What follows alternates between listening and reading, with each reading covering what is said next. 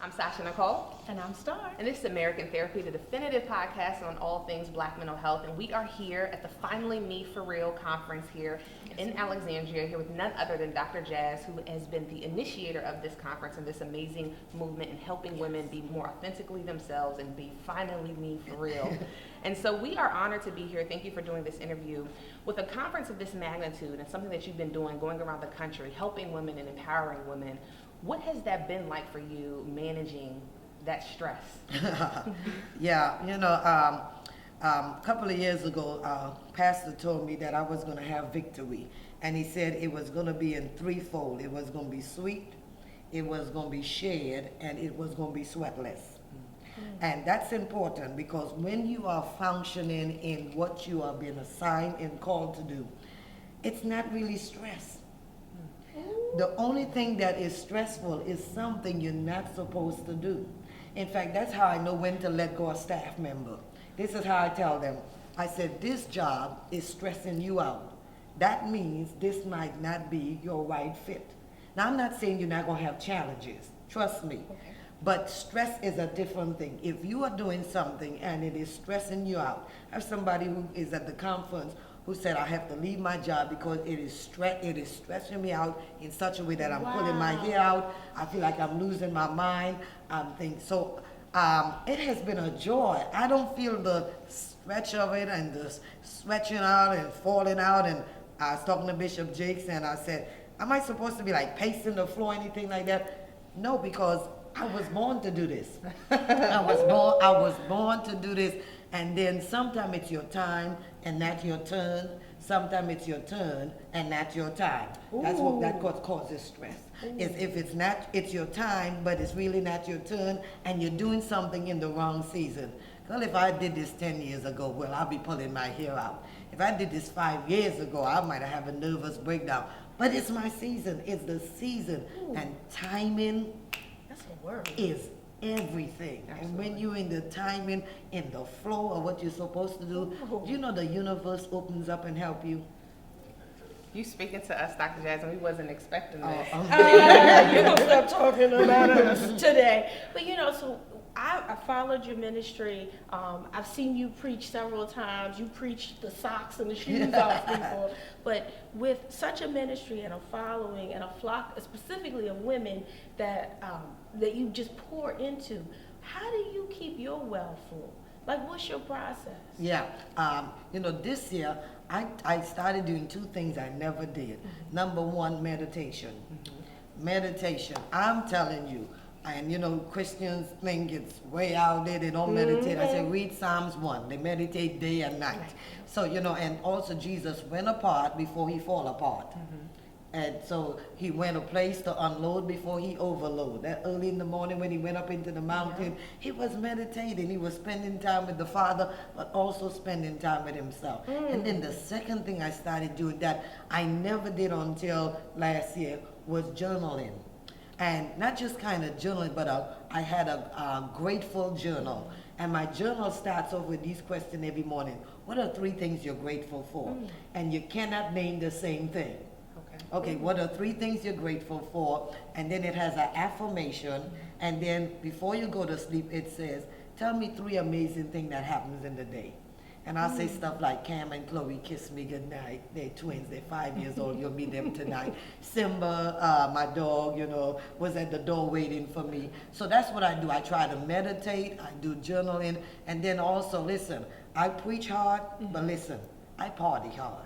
Let me tell you. Y'all heard I preach hard, but don't get it twisted. Y'all went to the party last night? No, we were in Nashville. We missed oh the my party. God, listen, y'all missed the party. But listen, we want to come party with you another time. I got you. I preach hard. Okay. Now. But I party hard. I just think you need to just let your hair down.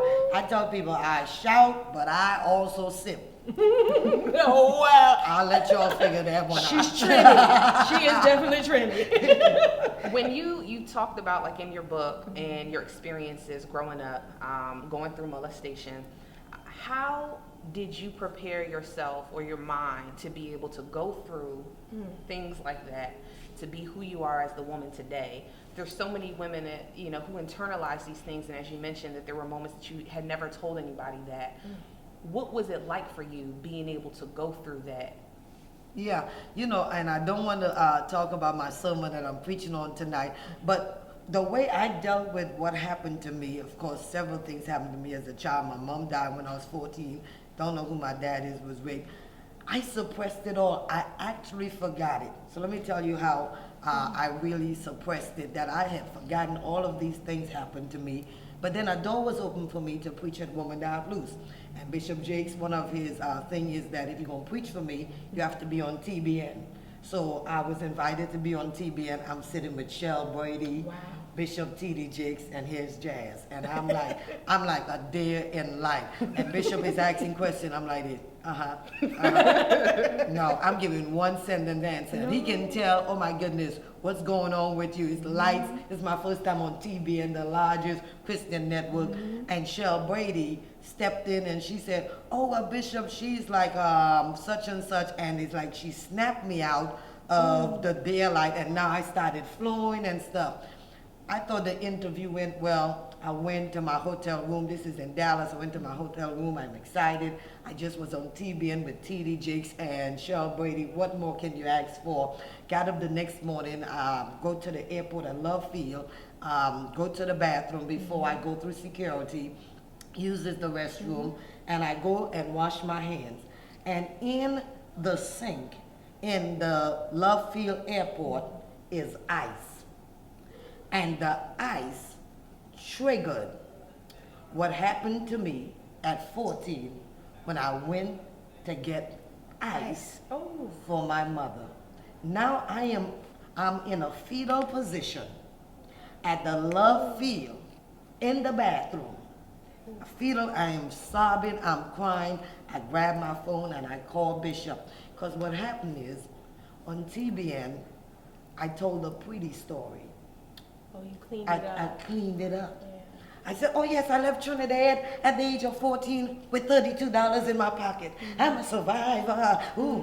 Right. Yeah. But I forgot to tell him that before I left, what had happened.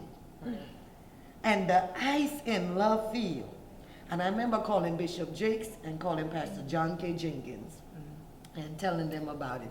And Bishop said to me, you don't think I didn't know that you cleaned that story up?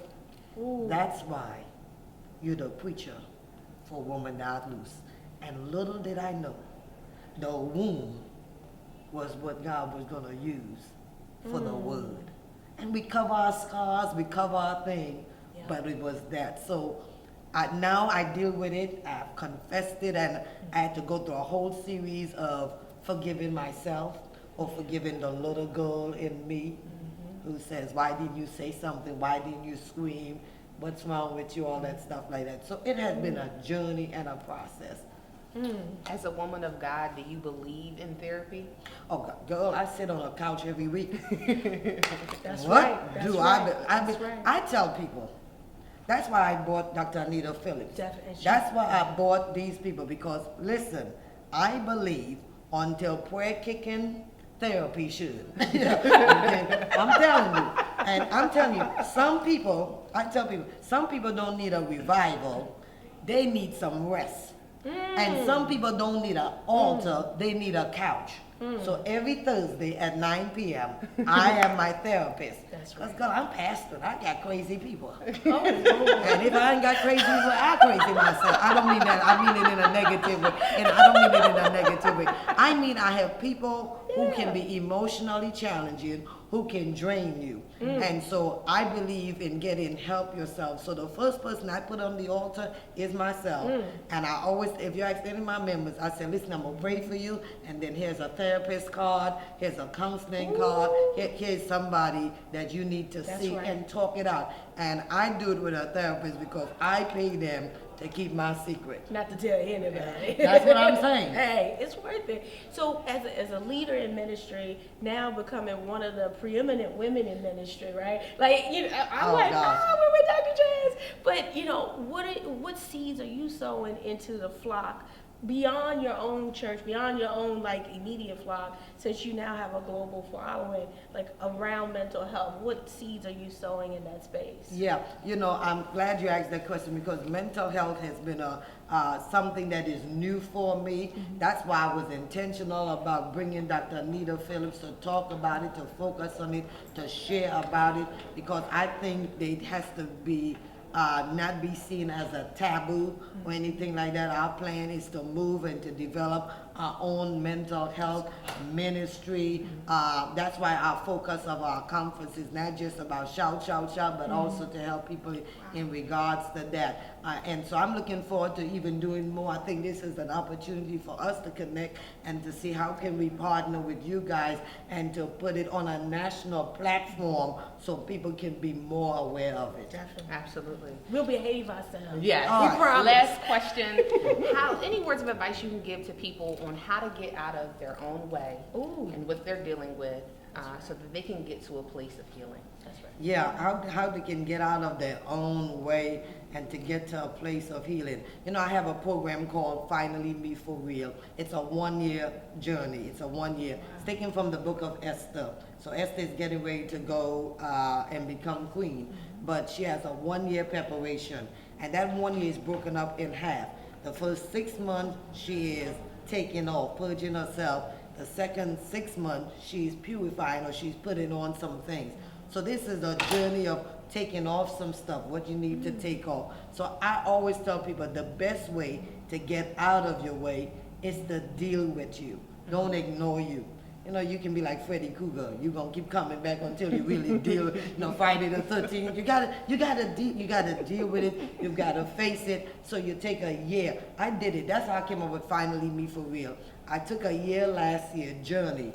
No dating, no involvement, nothing. Okay. And I traveled to Nigeria, to Ghana, to the UK. No armor bearers, no security.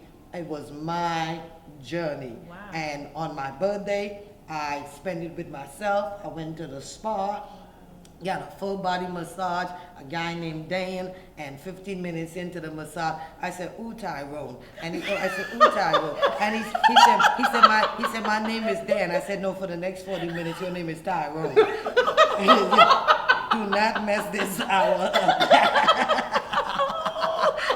But what I'm saying is taking some time just for you and whatever works for you.